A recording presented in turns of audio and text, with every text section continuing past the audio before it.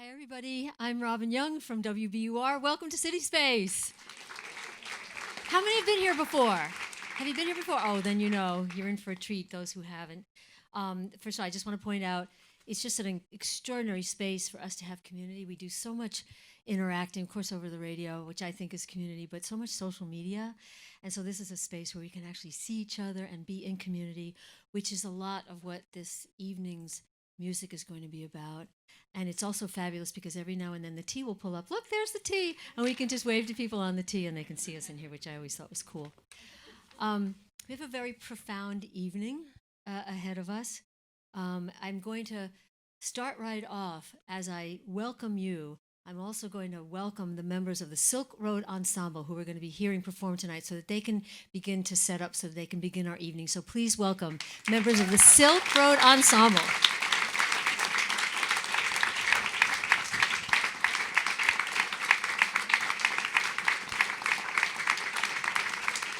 So they'll be doing the little things that people in the Silkroad Ensemble do to get ready to perform for us. Very exciting. Also tonight we're going to hear from composer Osvaldo Golijov, Brookline's own. It's going to be very exciting to hear from him as well about creating his profound new piece, Falling Out of Time, which was inspired by David Grossman's book of the same name. How many of you have read the book? And you will know how deep an experience that is. Osvaldo, though, many of you know, his family emigrated to Argentina from Romania. He was born and grew up there, spent time then in Israel, at the University of Pennsylvania, where he got his doctorate. We must call him Dr. Golikov. But since 1991, he has been teaching at College of the Holy Cross in Worcester and composing. He's won Grammys, the prestigious MacArthur Genius Award. As you were coming in tonight, you heard his piece, The Passion of St. Mark, commemorating the 250th anniversary of Bach, just one of my favorite pieces of music. And he has now composed and in residence at College of the Holy Cross, Falling Out of Time. So what we're going to do this evening, we're going to be hearing from Osvaldo, but we're going to hear a portion of the piece to start. And so I want to prepare you, those who haven't read the book. We begin where Falling Out of Time begins. A father and a mother face each other. Let's see, father and mother. They are man and woman. They could be any man or woman, but they've lost a child. The father says he must walk to where that child is. The mother knows the child is nowhere. You can't walk there. And watching and commenting, a centaur, not half man, half horse, but half rider, half desk, also struggling to tell the story of this kind of pain. We know they are not out of time, as those who've passed are, but they are in it, alive, because we will hear a heartbeat. The father says, that's impossible. You know, how could this be happening? Blood coursing through our veins, or the sun, or clocks, or time. Because the impossible has happened. A child has died. You're going to hear the piece Murmur, which is the very beginning of the piece. It's the heartbeat and this discussion about how do we live. In the book, the father gets up from the kitchen table and just leaves. He can't live with this pain anymore. And then you're going to be hearing a musical interlude, and then the piece Layla, Night, which is a piece about the messengers that come that tell a parent that a child has died. And Osvaldo Golijov has struggled to find the notes to match that kind of grief. So please welcome the Silkroad Ensemble.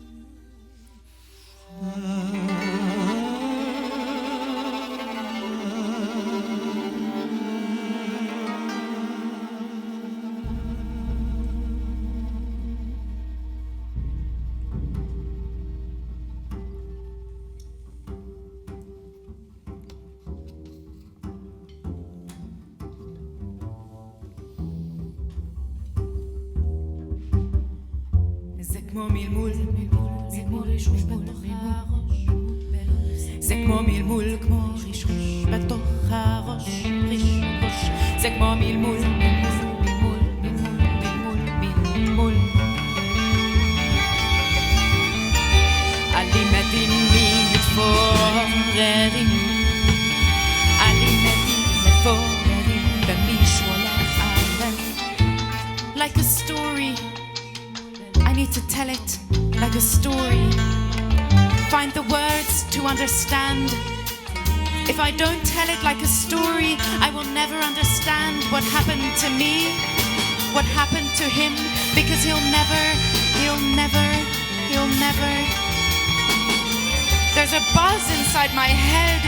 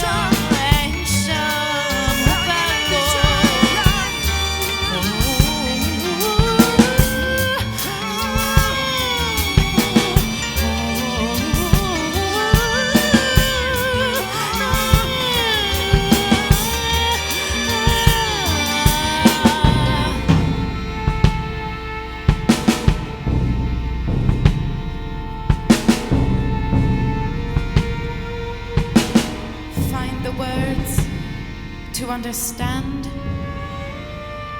write it down like a story.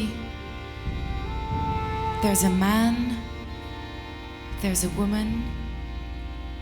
She will walk, he will not. There's a man, there's a woman. She will walk, he will not.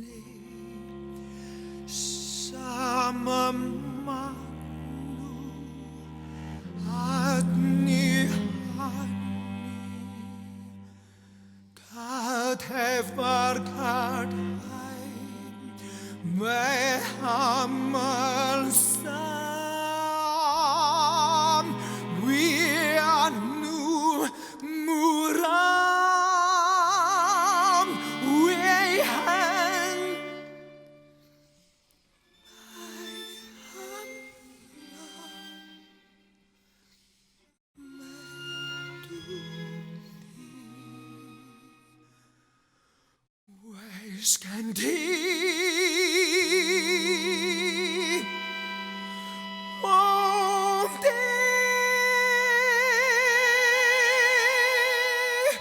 when nothing but new roars us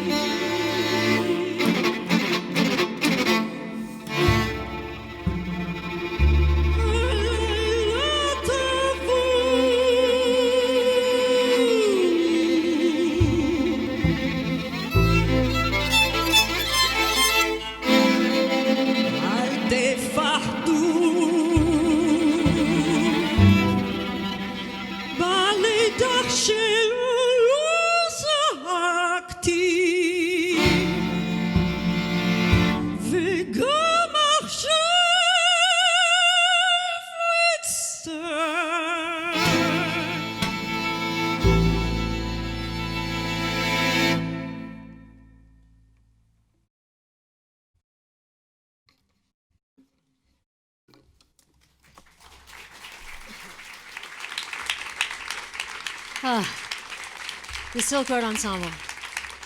I want to recognize Wu Tang, the Amsterdam-based Nora Fisher, the centaur, and acclaimed Venezuelan vocalist Biela da Costa, the woman.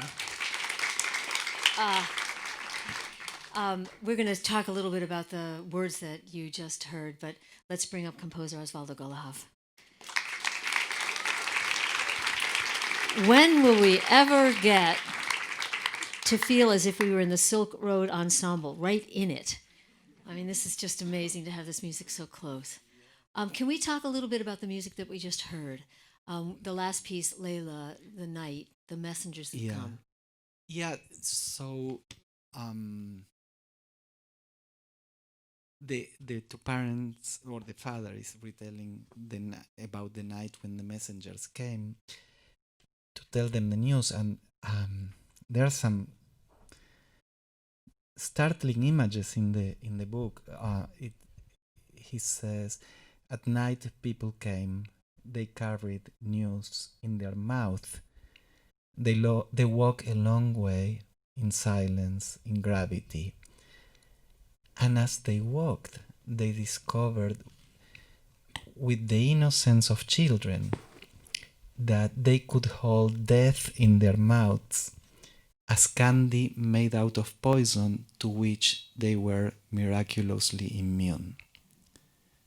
And then he says, we opened for them the door, and there we stood, shoulder to shoulder, you and I, and they on the threshold in front of us. And they stood and in silence, and this is what kills me, with measured mercy, they blew onto us the spirit of death. And then that's when the wife comes in, and she says, I knew tonight you would come. And then she says to them, to the messengers, don't fear. I did not scream when he was born, and I will not shout now either. So that's, So powerful. So let's go back to the beginning. we understand this. Of course, the inspiration was the book. Yeah. But before that, years before that, you had gone back to Israel and you met a man who'd founded a group for the parents or family of those who've lost loved ones in the conflict, whether Palestinian or Israeli. They came together in this group, and many had lost children. Why did that? I mean, obviously, that would have a profound effect on anyone, but Well, I mean, the response that we are used to hear to that is people that blame the other people. And this father, Itzhak Frankenthal is his name. He said, we are all suffering this pain, and what he wanted to do, and is growing.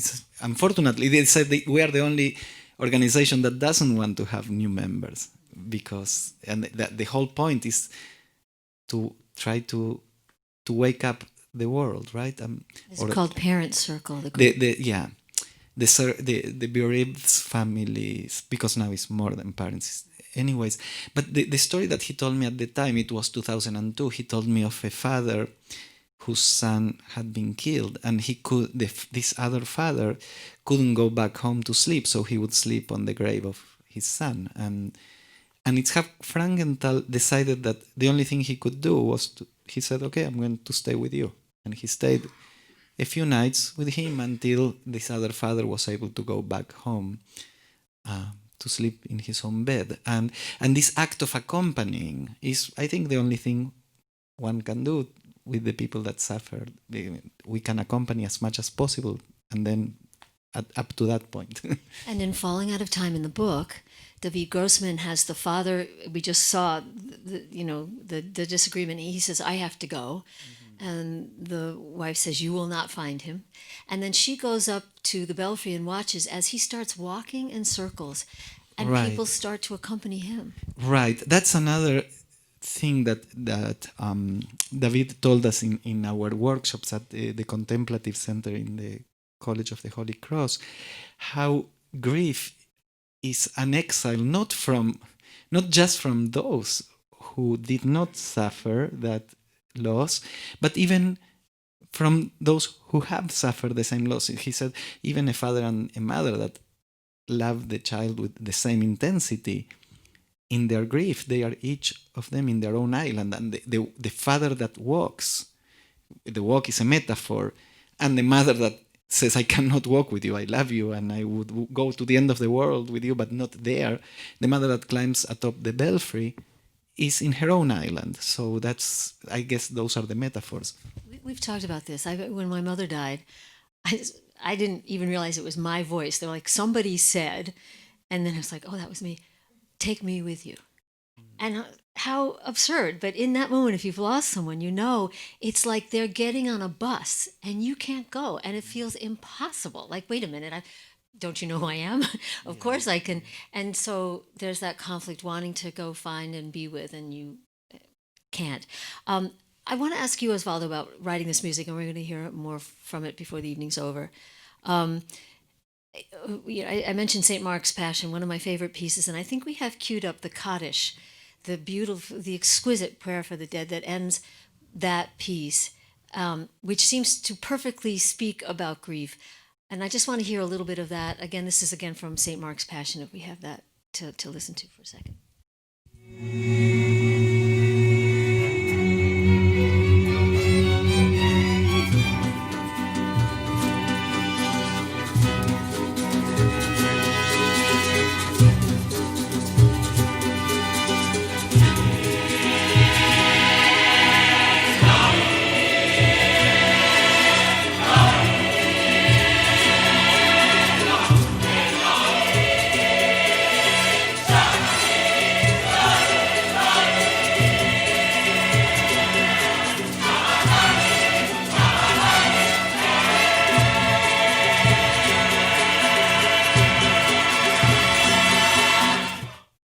Well, then it actually goes into the Kaddish with the solo voice singing this just impassioned, painful, from the gut prayer. And I thought, well, that was so perfect. You, Osvaldo Golijov, must be thinking, and now I have to do this deeper pain, the loss of a child. Where do I go from the Kaddish? Were you? Right. Well, I mean, in that case, this big choral writing, and and there is also a heartbeat, right? The percussion, but that is a moment, the crucifixion, and that reverberates until today in a big part of the world. The loss of a child is something that the parents will carry forever, but not an entire civilization for 2,000 years now, right? So it's different in the intimacy, right? And The single death. yeah, Right. because Yeah. one of the questions that the father asks the child is, what is death? What is great definitive? What is a great definitive eternal death? And what is your single little death inside of it? But anyway, so this is different, and at the end of the book, really, the answer to your question is given in the last 2 pages of the book, where after the father acknowledges that he will never get there, he hears the voice of a boy, or all the walkers hear the voice of a boy who says to them, there is breath, within the pain there is breath. So I thought this is like the most tragic lullaby that one can think of, in the sense that it is the child singing the lullaby to the parents, right? And not with any resolution, but at least it is possible to create a space within, sometimes, to breathe. And we're gonna hear that ultimately, but how did you find the sounds that you needed? And maybe you can talk about some of these instruments here. Like, how do you express a deeper grief than you'd already expressed musically elsewhere? Like, what do you told me about trying to find the right notes, and I said B flat. Of course, it's B flat. Yeah. Saddest You and I both love B flat. We do. I don't know who else loves B flat here. Love that note. I love B flat, especially A flat. A flat is not bad either. But yeah.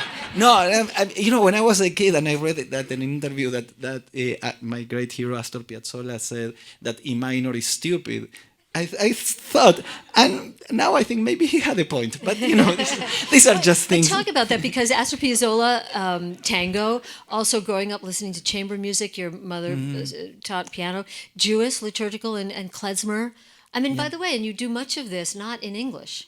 Right. Yeah, Most so- of the pieces in Hebrew, Yeah. except the writer, the center, tells the story. And in so, English. talk a little bit about trying to, all these things that you picked to express this anguish you were trying to get at. Well, I tried to write the piece in English, and I think I was stuck like for a year at least. And then I decided maybe that's the problem, and so I switched to Hebrew, which I still have an accent in Hebrew. I don't think that, but I feel more fluent writing music in it. Yeah. But and so the language is one thing, but talk about the instrumentation. What helped you get, obviously, which you did, we just heard it, at this anguish that wasn't something you've done elsewhere? Well, the only way, I mean, there are public pieces, right? I mean, like I think the Passion has several moments of intimate connection, but it's a not just a choral piece because it's a chorus, but it's a big statement. I don't know how to call it. And to write something that touches such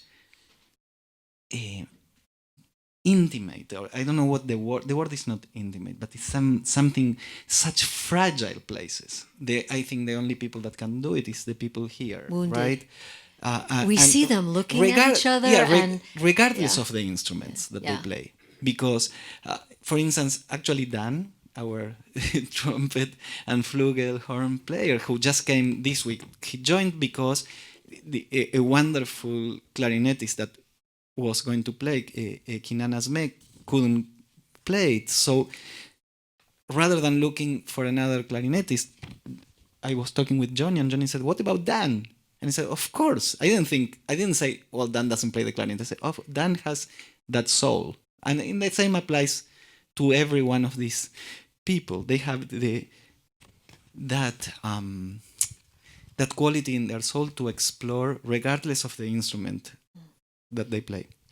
you have another moment, again, it's from the book, where the centaur all these people are now found, they're all wounded. They all are talking about their losses, the children they've lost. They're now all walking in these big circles. Accompaniment, yes, but also this profound desire to find the place where they are. And you have the centaur ask of them, what will you do when you find them? Right. Will you tell him of his brother born after him? Yeah, that's well. We will listen. Actually, we will hear Yeah. this. It is because the book and the piece is primarily two things: a very long walk and a book of questions. So among those, the questions of the father: where are you, and who are you there, and how are you there? That's and teach me, as I taught you the secrets of this world. Teach me. Now you teach me, Anyways, but in this particular set of questions, it's the writer that asks the walkers, and what are you going to ask them? If you meet them, what are you going to ask them? That will you tell your child of his brother born after him, which is, how can you make another child? And or will you tell that you gave his dog to a boy in the street? Those are tough ones. What happens when we hear the final piece of music? We'll probably want to sit with that for a bit, and that will probably be the end of the evening. So I want to ask you now, what happens now? I mean, you have this beautiful piece. Is it? It doesn't seem. You've said it's still a work. I was at your place last week. That Full beautiful disclosure. Yeah, full disclosure. Yeah. On a professional basis. It's the beautiful converted church in Brookline, and what a beautiful space to make music in, and some of the musicians were there, and you were rehearsing a piece for the first time. This was a week ago, and as we were leaving, you casually said, I haven't written the end yet, but does it keep growing? Does it? No, I what do you think? I think we're done. I mean, it will keep growing in the sense that every time that they play, it's more and more alive, and we make. I think we are at the point where details will change, but I think this is what it is. Yeah, and it premiered last night at the College of the Holy Cross, beautiful school there, beautiful premiere. But have you heard yet from people? We've all had losses, but I've thankfully never lost a child. Have you heard from people who have? Have you? Yeah, there are two. The piece I dedicated the piece to that circle of parents, this organization, and also to 6 couples who lost their children. 2 of them are of professors at the College of the Holy Cross. I heard from both of them, and one of them is a dear friend. The other one is a person that I respect immensely, but I wouldn't call him my friend. But my friend Frank Velaccio he hired me there at the Holy Cross, and we have a deep friendship. So he was, not teasing, but he was saying, I spent all these 20 years building walls, and this music just erases them. It's not just the piece; it's these people, right? Same with Bob Cording, the other father. Yeah. Again, in trying to reach for this anguish that even a week ago you were you want to make sure it was as deep an anguish as it needed to be given the moment. But it's very difficult in parts. Yeah. Very difficult. Yeah. I mean, do you worry that it might be too much? Yeah. Yeah, but that's the thing about growing old. You say, well, this is what life is, right? I mean, like, you cannot live all your life escaping, saying, this will never happen to me. You cannot turn a blind eye forever. So at some point you confront things, and some people will want to go there, some people won't, and that's fine.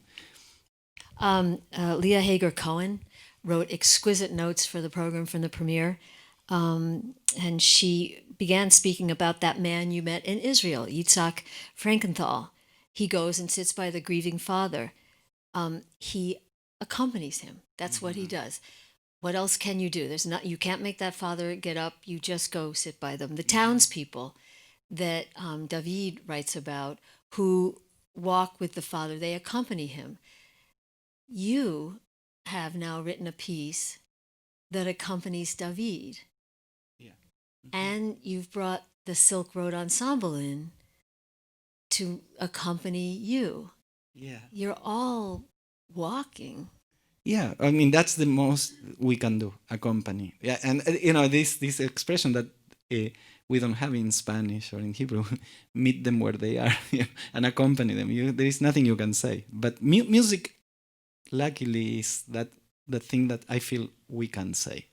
Yeah. And we are accompanying Silk Road and you tonight. It just gets wider and wider. Somebody else wrote that there is a sitting Shiva where you go sit with the family of the dead, and this is a walking Shiva. Right. Yeah, but I feel that that's the incredible difference between sitting and walking. It seems to me that sitting implies acceptance. I mean, both are accompaniment, right? In the deepest sense of the word, but sitting means acceptance, and this piece for most of it, I think it's 80 minutes. I think for 77 minutes is a refusal to accept, and in the last 3 minutes there is some. And that is Yeah. what we're going to hear. The other thing, I went back to a New York Times review of David Grossman's Falling Out of Time. Exquisite review. Google it, everybody. It's so lovely. The reviewer was just so touched. And at the end, he says, and look closely. Look around where you live. You'll see them circling your village. You will see them, any village, every village. A special kind of sorrow etched in their faces. Some people bear a loss that seems unendurable, and yet it must be endured. It's accepted. It's unacceptable, and yet it must be accepted. Right. But they're here. Yeah, Walking yes. Man is here. Yeah. How has this writing this piece? I mean, writing a book is a Homeric journey for the reader. We go on the journey. We're changed at the end. They're changed at the end. Writing a piece. Are you changed at the end? I hope so. I mean, that's the whole point why one goes. I find hard to speak about deep things, but that's why I guess I try That's to. why you do music. Yeah, I think that there is 'Cause something you can like do that. that. I don't know. Some people here are more able than I am. Well, I think you do to- quite well. So, would you explain to us what we are about to hear? Right. So we will start almost the last sequence of the piece. We left a lot in between, so you get the very abridged version. But first is the center, the writer, asking those questions, right? What really you want to go there, and then you want to meet him, and what are you going to say, really? So it's like this. It's like pointing to the father. It's the pointlessness of things because the father himself gave the dog to a child in the street, right? So it's this series of difficult questions. I think it's the most fragile moment, right? In terms, in all the other music, like what we heard, there is real accompaniment. Here, things are just held by a thread, and from there we go to a very I don't know the word, but it's like almost like a New Orleans second line number where the father himself starts asking those questions. Where are you? Where are you? And how are you there? I want you to stop there for a second, Osvaldo. I hear that one of your influences is Delta blues. Right. I think that there are two cultures that for every piece, I feel that I have my theories. I'll tell you. One is, like some composers are completely universal, like Beethoven explores everything. But then, some other composers explore one thing, like Chopin, to me, explores very deeply a much narrower world, but makes it a cosmos, right? And then there are cultures that there is, for instance, tango, where I come from, explores this crazy mixture between melancholy and sexual provocation. Who would have thought about that, right? But and that. So if I wanted to write something that that is there, I would draw from tango. But for this, I felt that for this raw pain, the Delta blues were, even if the piece doesn't sound like Delta blues, for some reason I was listening and playing a lot of it, and also the epic ballads of Central Asia. There is a piece that I love that the Silkroad plays, and it's, I think, still my favorite piece that they have done is Layla and Majnun, an Uzbeki tale, which has it's in every culture around there, right? I mean, in different, it's incredible. So those two cultures, I think, go there. Okay. All right. Well, the pieces, perhaps when you meet, and this is the questions from the centaur. Ayika, how do you Ayeka is actually the first question that God asks in the Bible to Adam. Ayeka, where are you? Where are you? After he knows where he is. He's hiding behind that tree, right? But he says, well, like, meaning, where are you in your life? What have you done? And then is that there is an instrumental little thing that we call the pierce the skies scream, like the searching for the last time for an answer, and then is that lullaby, the voice of the boy saying, there is breath. Could you do a favor? I think we should do it now, maybe, and introduce the musicians before Yes. we hear. Do you need a? No, I think I know know you've them. lived with them for a long time, but I think I know them. Most of them I know. So we have Biela da Costa from Venezuela, who is another. Dan Brantigan, now from New York, in the trumpet, and Wu Man from China, and playing the pipa. Keihan Kalhor, playing the Comanche, and he's from Iran, and a virtuoso of this Persian violin. Shane Shanahan in the drum sets, from the drum set country, from New York State. Sean Conley in the bass, also American. Nora Fisher, who comes from Holland, singing the center. Karen Ozunian in the cello from Armenia and Canada. Jeremy Flower from Cambridge. Nicholas Cords in the viola. Maz Smith in the violin. And, well, she doesn't, well, she will sing, maybe. Yeah, she's also a wonderful composer. And Johnny Gandelsman in the violin. And Wu Tong singing the father and playing the sheng, and the suona, which will need no introduction, as you will notice. ladies and gentlemen, the Silk Road Ensemble with the close to Falling Out of Time.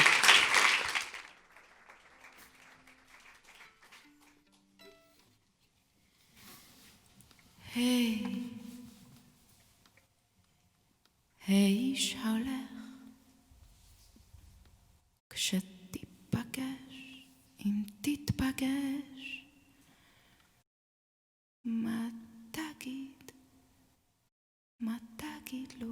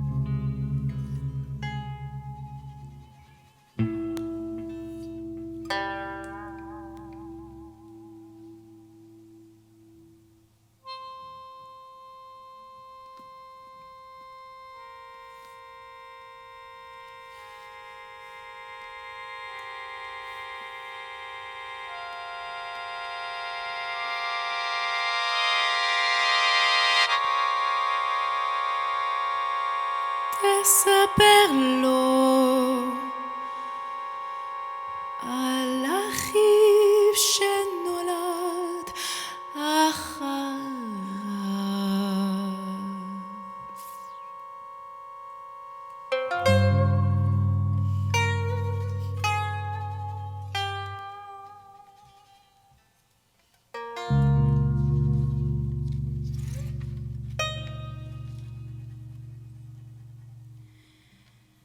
בחדר שלו החלפת את כל התמונות.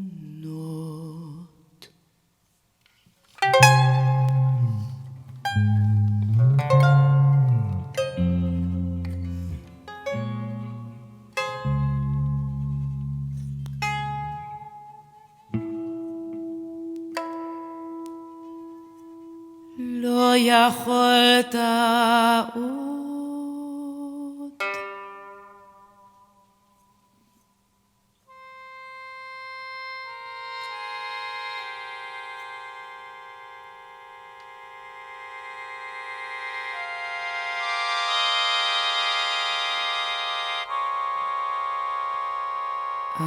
אתה בסוף נתת את הכלב שלו לילד ברחוב.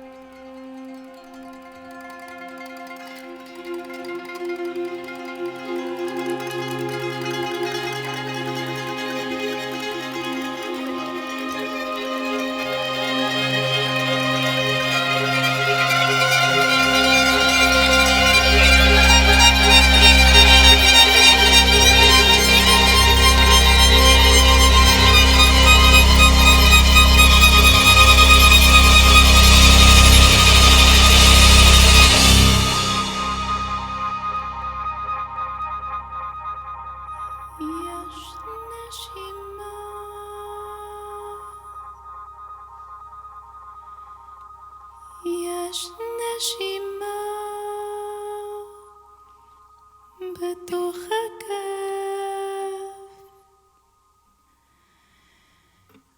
יש נשימה, יש נשימה,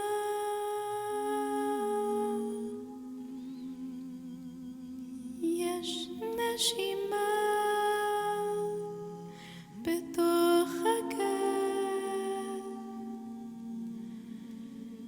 יש נשימה, יש נשימה, יש נשימה בתוך הכף, יש נשימה, יש נשימה בתוך הכף, יש נשימה, יש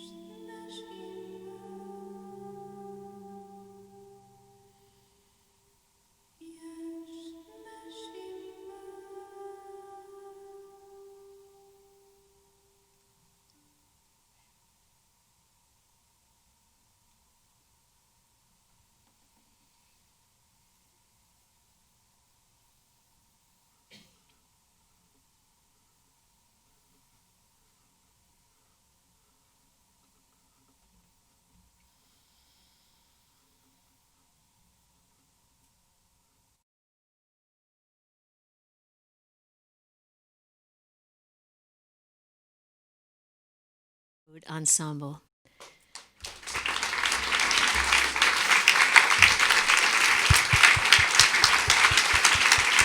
Osvaldo Golijov. There is breath inside the pain, falling out of time.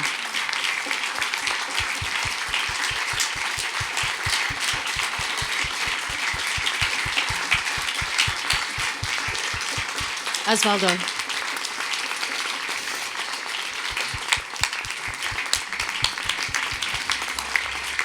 Thank you so much for coming and all the tears. Thank you so much. I think we're going to just leave it with that. Pretty powerful. When do we get to hear it? When is there a recording? I think that, well, we will record it now at near the end of our tour in Wolf Trap near Washington D.C. And then as far as I know, we have a confirmed performance in Tanglewood at the end of July, and in Zankel Hall in Carnegie Hall in New York in October, and hopefully in Boston too. We are hoping.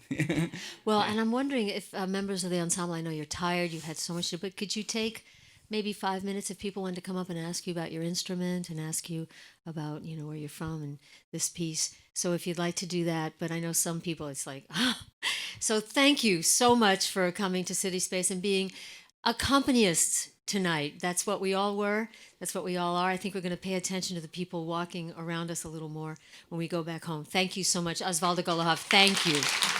Silkroad Ensemble, thank you so much.